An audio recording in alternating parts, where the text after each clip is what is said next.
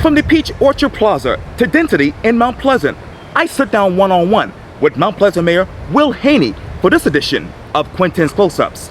And if you haven't already, subscribe to my YouTube channel and download my free Quintin's Close-Ups app in your Apple or Google Play stores. Mayor Will Haynie, welcome back to Quintin's Close-Ups. Thank you. You're welcome. You scared me there for a while. Yes, like sir. I said, when you ain't calling, your status is falling. So I'm glad. Seriously, your interviews are always unbiased and thorough, and it's nice to have the opportunity, and I really appreciate it. All joking aside. Oh, thank you greatly. Thank you greatly. Obviously, you've been my mayor of the town of Mount Pleasant since 2017. Right. What is your status? Well, I'm coming up on 2 years, and when I gave the State of the Town address in June of 18, so I was barely 6 months in, had a new council, and laid out some priorities. And I'm glad to tell you right here in September of 2019, where we haven't passed the 2-year mark yet, we accomplished everything that was in there that I set out as a goal. So that's the teamwork, that's the leadership that council and I have tried to do for this town, and that's what matters. That's what matters. Yeah. But then, what is your relationship with the current town council? Well, this is politics, and people think that stuff stays in Washington, where I work for a congressman. Right.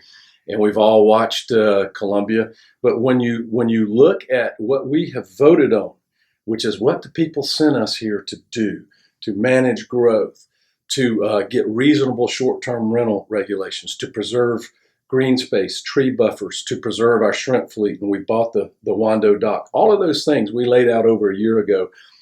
Almost every one of those votes has been unanimous, or maybe there's been one negative vote. The other stuff is personal squabbling. That is unfortunate that the public is subject to any of that because they voted on the issues. They didn't vote on the personalities. So I'll stake what leadership the mayor under our form of government can exert, which is really just to try to lead council, try to lead us in an agenda. Most of the, if you want to call it the agenda, but the vision had to come through the planning committee chaired by Councilman Bustos, who has done the heavy lifting on that, and I greatly appreciate it. And I'm just proud to sit here and tell you, Quintin, and tell the folks listening that we've done what they sent us here to do. How do you lead with council when it comes to the Peach Orchard Plaza, Coleman Boulevard, discussion about height and density? How do I lead, or how do I feel about it? You can talk about both. Well, when I saw that was a donut hole, which as the viewers probably know, there are places that are in the middle of Mount Pleasant that are not within the boundaries of the town, and that was one. One of our quintessential shopping centers, no pun intended on the quintessential there, right in the middle of Mount Pleasant with all these local retailers providing jobs and places for people to go, was in the county. We had no governance over that. That it was going to be nothing but storage units with no retail, nothing to add vibrance to Coleman Boulevard, which all of our ordinances and designs say buildings on Coleman Boulevard must do. Somebody said, you need to pick up the phone. So I picked up the phone. I talked to the county. I talked to the developer. The county held a meeting. I went to it. You heard me refer to that last night. Councilman Whitley went with me. And we have been working with that developer for coming up on a year now to get something the best we can get to bring it into the town, because people forget in South Carolina, much to the rumors not, you can't just annex a piece of property. They have to want to come in. So they asked us to give them 10 feet of height, set back 45 feet under a kind of design that we had already agreed to on other places on Coleman. So I thought that was worth the bargain. Do I like raising heights? No. But I tell you what, 10 feet that you can't see from the street very well is a lot better scenario than nothing but storage units sitting on Coleman Boulevard with no activity on the front. So that's where, that required leadership. The other stuff is kind of easy. Reining in growth, cutting our building permits in half a year, slowing our growth rate in half, investing money in our infrastructure to keep our drainage and roads working. I hate to say easy, but there's no debate about that. Everybody wants that. When it comes to something like this, I think this was a test of leadership, and I'm proud of what we did. And you also said this on your Facebook page back in August. You said this too, quote, after 2 years of chaos on Coleman caused by construction on those unnecessary medians, I wasn't willing to take the risk of streets suffering another devastating blow. Yep. We didn't dream up the step-back height model we had already fought for and passed it in 2016 because it is good for the limit areas of Coleman. Yep. What is the biggest difference about your position in 2016 to right now in your mind? It's not different. The difference is this property was not in the town when we passed that. And so we did not have the opportunity to give this property what we gave Moultrie Plaza and gave Sea Island Shopping Center. Had it been in the town, they probably would have showed up and said, we're a major retail. Think about it. There's only really 3 big major retail centers, and this is one in the Coleman corridor. And I'm sure we probably would have done the same thing. And so to avoid a worst case scenario, that's why I said we need to make this compromise on that. And you also said this too, obviously, under the circumstances we were faced with, the scenario of Peach Orchard Plaza certainly made it one of those areas. When Councilman Santos, Owens, Bremer, Bustos, and I voted to allow the 45 to 55 step-back height plan on 2 other retail properties on Coleman, we did protected the look of the boulevard, not to damage it. Right. What would that image look like now after you have passed this particular vote?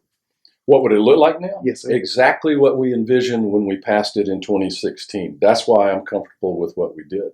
Because when we did that, we said 45 on Coleman and then go back major retail center. Why? To keep retail on Coleman, which is in our ordinance and in our design standards. We get that now. If we had voted that down, we would have nothing but a storage unit like the picture I showed on St. Andrews Boulevard. Right. And that would have been another devastating blow to Coleman Boulevard. I hear daily, I got a call yesterday, when is Coleman Boulevard construction ever going to be finished? And things keep getting delayed. And it's been tough on Coleman. So I think this is going to be a very good thing for Coleman now. With that delay, how much is that costing the town of Mount Pleasant? It's not, the overruns aren't in terms of hard dollars on the construction. Okay. But I'll give you an example. Moultrie Plaza Shopping Center, we've been talking about a lot. I know the owner, go to church with the owner. They get paid, like a lot of shopping centers, a percentage rent based on their tenants' gross sales, way down. The owner of Arts Bar and Grill came to see me, and their revenues were down at one point over 60% just due to the construction traffic. So what does it cost the town of Mount Pleasant? If you started adding up every retailer that's had a reduction in gross sales, it's cost a lot. The delays have not cost the town, the taxpayers, but the revenues to our businesses, and that's very unfortunate. Very unfortunate. Now, to the people who say, well, listen, the town of Mount Pleasant essentially may have a $10 million deficit. What do you go about saying as far as, approving more density? I don't know who's talking about a deficit. We've had surpluses every year, and we have, they've been $2, $3, $4, $5 million. There's no deficit on the horizon. And one of the things we know is that, for instance, the Boulevard had unlimited density, and then Oyster Park has 52 units per acre density. Our maximum now is 16. Those were supposed to prove that if you add density and add more housing, that prices were going to go down, people would ditch their cars. The Boulevard has I'll use round numbers, and I may be off a little bit, but about half the required parking that normal multifamily things have, because the idea was going to be live, work, play, the bus stops here and all that. It hasn't worked. It hasn't produced affordable housing. They haven't produced reduced numbers of cars. Look at the parking on the residential streets back there and all that stuff. So the density argument that density is going to cure problems has not been proven, at least in a suburban overlay. The town of Mount Pleasant was developed after the old village as a suburb. And I bet if we could all go back to the 1800s, we would probably stick with the interconnectivity and the grid pattern of the old village. But you know what? Over the last 150 years, that's not what happened. And I think when we try to put an urban overlay on suburban infrastructure, we get bottlenecks. So that's why we're going to go carefully with our comprehensive plan. There was a thing in the council meeting last night about it being delayed, this or that. Well, the old comprehensive plan was 100 and something pages. We now have 400 and something pages. And rushing into a comp plan, which has a life of a decade, is there's no reason. And that criticism was very unjustified and not well thought out. What should be well thought out when it comes to the comprehensive plan? The comprehensive plan, the first thing that should be thought out is look at where we were 10 years ago. Okay, we were about 67,000 people. We're now about 90,000 people. Okay, so if everything, and I said this when I was running for mayor, if everything in the comprehensive plan was so well thought out in our infrastructure and everything matched, then why do we have the problems we have today? Why do we have the traffic we have today? And so the worst thing you can do is keep doing things because we've always done it that way. And if you say, well, we had a plan for them, submitted this, it went through the planning commission, and then we passed it. If you keep doing the same thing the same way, you're going to get the same result. We don't want the same result. We want a different result. And I've always said we can't go back and undo things that were done, but we can change our trajectory. And like C.S. Lewis said, you can't go back and rewrite the beginning, but you can start now and rewrite the ending. And if it takes us through the new council and new council election, when we will have the most recent voice of our citizens on this council, then so be it. But we're going to do it. We're not going to do it until we do it right. Where are the voices of the citizens right now in this comprehensive plan development? Right. Well, you know, we had 30 something on there, most of whom were already like known. They were known activists for the bus, for CARTA, and that type thing, and people who had kind of a history of promoting density and growth and those type things. When we had the last election 2 years ago, when I came in as mayor and we got new council members, council enacted a thing to get more representation on there from those of us who were chosen by the voters to steward the vision of Mount Pleasant. So we appointed 9 more people, and there was dissension. And at the last vote, there's 40-something people, 20-something showed up to vote, I think 21, to vote on the final draft. So this is why we've got to go through this. We've got to air it out and let our citizens who didn't get selected to that plan come and have a voice, because all of our citizens are the ones who have to live with it. Going back to the density, what more facts should be put out there when it comes to density in Mount Pleasant? Here's one. Most people do not know that of Charleston, North Charleston, and Mount Pleasant, you know which one has the most density per mile? Mount Pleasant. 1,505 people per square mile. That's 100 and something more than North Charleston and 200 and something more than the city of Charleston. And everybody looks at suburban Mount Pleasant and says, y'all need to have more density. And I say, wait a minute, given the traffic, given the road infrastructure, and given drainage, and we see more flooding. Now, I'm not putting our drainage issues on the scale that we know we see in Charleston, and that's not because of neglect, but that's because of the geography and the elevation, of Charleston. But, we have more density than those have, and people are looking at Mount Pleasant saying, increase your density. You're talking to the wrong town. We already have the highest density of the 3 here. So that's what I say. And let me get back to the Peach Orchard Plaza. Obviously, there's a lot. You like that topic. Not me. I'm staying out of all of that. But what is true and what's not true that you've been hearing about that you need to address right now? We are not raising heights, plural, on Coleman Boulevard. This is one track that was in the county that could have stayed in the county, that could have gotten sewer and water. It does not have sewer and water now because it has not annexed. Right. But you can get sewer and water if you applied to annex, even if you're turned down. So that could have become almost anything that we would have no control over. Now we know what we're getting. We have a design and a step back plan that you so eloquently were talking about. We get the taxes from it, and we get a use that is consistent with the existing laws of the town of Mount Pleasant. That is a winning scenario. And people saying that I ran on and I helped, and as you read, I voted to lower building heights on Coleman Boulevard. And so that's one of the things we need to straighten out. This is not about raising heights, plural, on Coleman Boulevard. And, okay, for those people, let me go back to this again, too. The $10 million, I don't know if it's true or not, $10 million deficit. What does the budget of Mount Pleasant look like now? It is by ordinance, it is a balanced budget. Okay. And so I can say if anybody's throwing deficit numbers out there, we cannot have a deficit because we would have to either make cuts or raise taxes if we ever had one, but we don't have one. But we're always looking ahead. We're always looking forward. And I'll say this, I have a mayor's panel for economic development. It's leaders in business from IT to aerospace to retail and all of that. It's a great panel of 13 business leaders. Including the head of Mediterranean Shipping, which we all know is doing this Bahamas relief work, which is fantastic, right out of Mount Pleasant. We're going to find ways, and we're going to produce at the end of that a strategic economic development plan for the town of Mount Pleasant. For 20 years, our economic development has been predicated on residential construction and growth.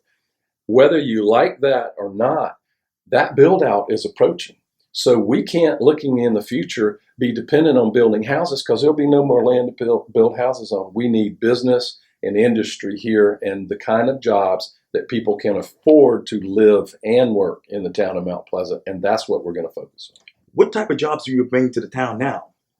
Now or in the future? In the future. In the future, the Charleston Regional Development Alliance, and as Mayor of Mount Pleasant, you get to serve on that. They have identified these 5 high-impact sectors that Mount Pleasant, Charleston, our whole region is well suited for. Well, we're not going to get aerospace and we're not going to get automotive in the town of Mount Pleasant because we don't have industrial, we don't have rail.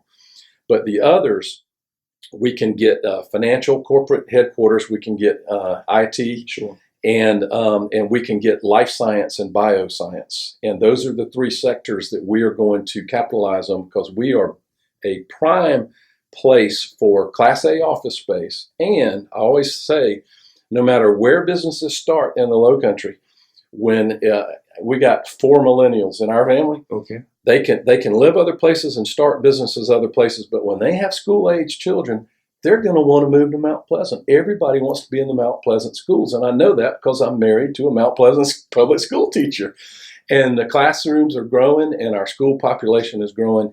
And if we combine our assets and we look at what we have to offer, we can land those type of headquarters and businesses and jobs in the town of Mount Pleasant. We just need to focus on it. And that, to kind of bring it back to where we started, that is going to be, now that we have growth management in place, and now that we're going to get the new comp plan passed, that economic development strategic plan for the future of Mount Pleasant is going to be where I put the majority of my energy for the next 2 years. Where's residential construction right now in your mind? Where's it now? Yes, sir. We've gotten the figures. Our building permit allocation system has just gone in, and applications for permits are far lower than the limits that we set on it. So if anybody wants to say you hurt construction or you're hurting housing prices, you're making it, more scarce, so you're making the price go up. When you look at the numbers, and if I quote the numbers, I'll get them wrong, but it was for the first 6 months of this year, I believe there were 100 fewer applications for residential building permits than our allocation system even allows. So we have not made it more scarce and we have not made it more expensive. All we have done is made it predictable. And I sound like George Bush, predictable. But seriously, we took a look at our infrastructure. We took a look at our demands on police, fire, public services, and everything else. And we didn't just pick a number that we like or are comfortable with, like we're some kind of a club. How many people do we want to let in? We looked at the level of service for government service that we can predictably deliver without it diminishing that to our residents at a certain amount of growth, and that growth came out to be 2%, and that's what we're targeting, and that's how we got there. Now, you talked earlier about suburban Mount Pleasant. Yes. How do you identify the town of Mount Pleasant now? How to identify it? Yes, sir. It is, look at what we just came through with the storm.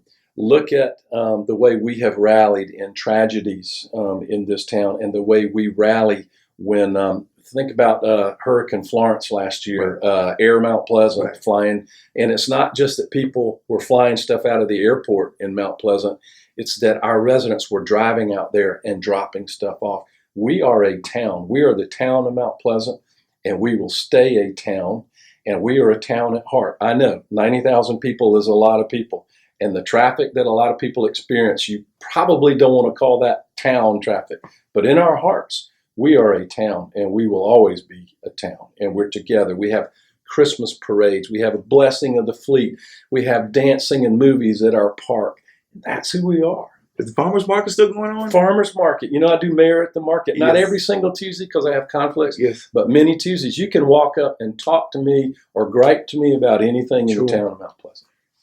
I got to go back to the Peach Orchard Plaza one more time. Okay? I got to reread it again. Yes. Okay, you said this. We didn't dream up the step back height model. What was that model back then in 2016? It was 45 feet height set back from the street Okay, on Coleman Boulevard. An example of that is the Kick and Chicken building. right. Our ordinance also says you have to have activity zones. So when you drive by, you don't see these cold doors or a parking garage like the one that happened on Shim Creek where there's no activity. You see people coming. You see the life of the town of Mount Pleasant that we were just talking about. So when we looked at that, we said that works because it keeps Coleman Boulevard from being this closed-in concrete canyon. And whatever extra feet we can give on the back, we step that back away. Downtown has some great examples of that. Charleston Place, the county courthouse. Right. You don't realize that those things are taller than what's around them because it's not hovering over you on the street. And so we said, let's do that. And we did that at Moultrie and we did that at Sea Island. And when the owners of this property applied to come into the town, they said, we want to come into the town, but we want what you gave those two. And that's why it's not spot zoning. Spot zoning is when you give one person something you didn't give anything else. We'd already given that to the other two.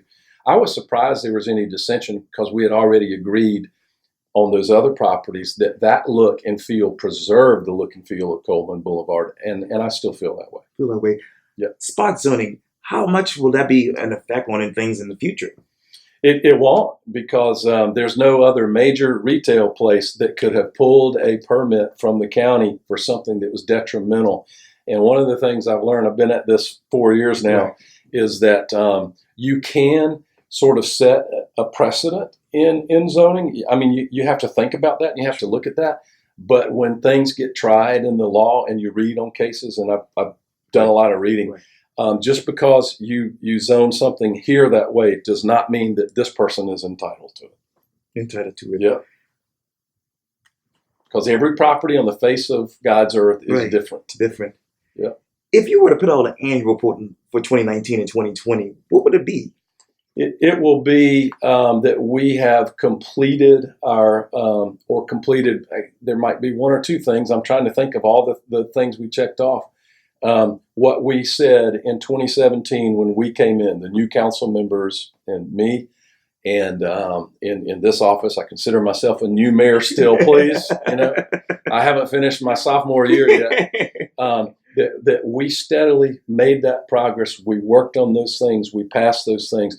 There's what you plan and there's your vision. And then there's what you get thrown at, like the Medal of Honor Museum controversy. Who saw that coming? Nobody saw that coming. We handled it. We tried to mitigate any damage to the image of the town. And look what we have now. We have a vital effort to build a Medal of Honor Museum at Patriots Point, and we're going to have it in the town of Mount Pleasant. And the town appropriated money to go to that because it will return money to the town. And it'll be a wonderful thing to have.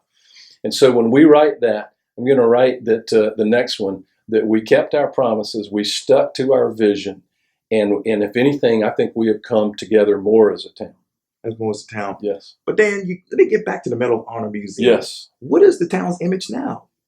I think the town's image is that that we understood that you had an effort that was begun in the town of Mount Pleasant with money raised to build it in the town of Mount Pleasant.